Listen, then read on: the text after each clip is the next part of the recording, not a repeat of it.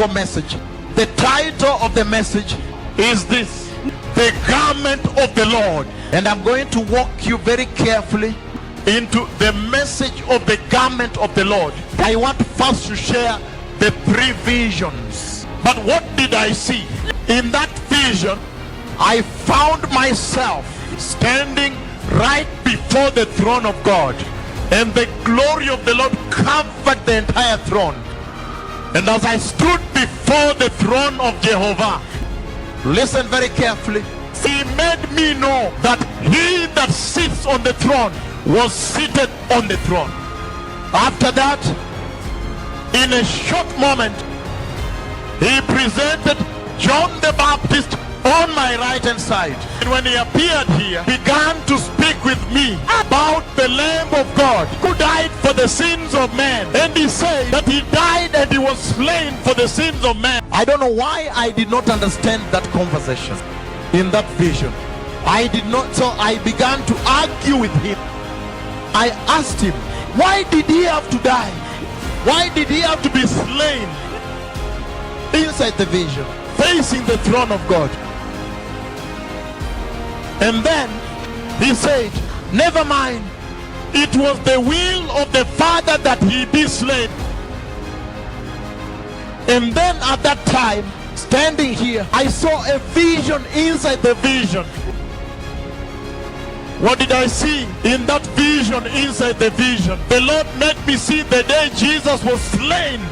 And the details we cannot share here, but it was horrific. And I saw him slain for the sins of men. Listen to this. Then I came back to this vision. I found that John the Baptist was still standing here. Then after that, I saw changes going to take. Let me keep some things away. I saw changes coming to Israel. I saw two changes of government in Israel. The first change took place, I saw. The second change, I am going to describe in a while. And then the Lord lifted me up again. And when he lifted me up, then from where I was, I saw many aircrafts going to Israel. And when I looked inside the aircraft, I saw Christians going to Israel. How did I know they were Christians? The Lord put specific people I know they are Christians inside the planes. Two changes of government that was coming to Israel. Now I see aircrafts full of Christians going to Israel. I have kept away some other parts of this prophecy. But listen to this. And then after that, after the Christians were going, then I saw the second change. Oh, let me slow down.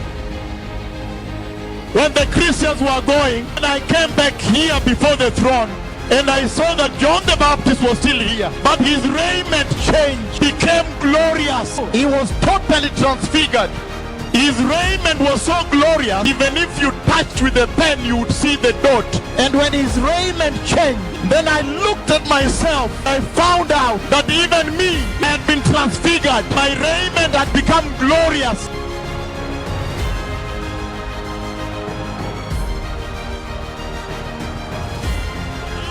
Had been transfigured. Is coming. The first change takes place. Then Christians go, those are prophecies. And then Christians go to Jerusalem, changing of raiments into glory. Then looking and seeing the second change. When the second change took place, the Lord made me see the whole earth. And I saw that the nations panicked. The nations of the earth panicked. I heard them asking, this is a right-wing government, right-wing. How will we discuss with them peace in Palestine? It is a right-wing government. And then, when I came back here, John the Baptist said, stretched his right hand, and he said, behold the Lamb of God coming for the church. And then I saw the mighty, most powerful, glorious Lamb of God coming from the glory of God. Everything became more glorious. Taro, that's the right word, by the way. There was a small ridge between us and the glory of the throne. It was a little darkish. When the Lamb came, the ridge was sealed. It became super glorious also. Everything there. Then I began to go around the world prophesying the changes coming to Israel. I came to Kenya also. And then 2006, we watched news and we saw the first change of government take place. 2008 came and then I watched in the news lot of Christians going to Israel. Very, very many. And I heard that the government in Israel said, these are too many flights that are landing in Tel Aviv, that we have never seen this since Israel was. I saw the second prophecy fulfilled. 2008, Israel prepared to celebrate a 60th birthday. A lot of Christians went to celebrate with Israel. Isaiah saw that dream the Lord showed me. Isaiah chapter 60. Isaiah saw same dream the Lord gave me. What did Isaiah say? Isaiah chapter 60. Foundation for the message. Visions are foundation for this message today. I am reading King James. Who are these that fly as a cloud and as doves to their windows? Like doves. When Isaiah saw this dream, the aircraft had not been invented. So Isaiah saw nests of doves flying with a cloud. Look, when people sit in the aircraft, the neck is always long. You want to know where have we reached? 2008.